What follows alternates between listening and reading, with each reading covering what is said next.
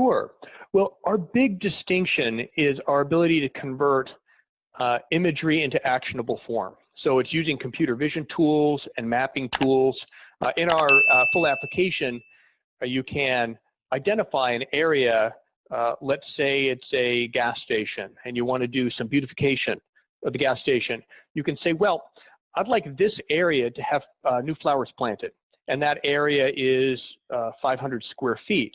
And I would like to bid this out and send to my landscaping firm, this is the area where I want to have flowers planted. This is how large it is. I'd like you to respond back to me and tell me how much it's going to cost to do that work.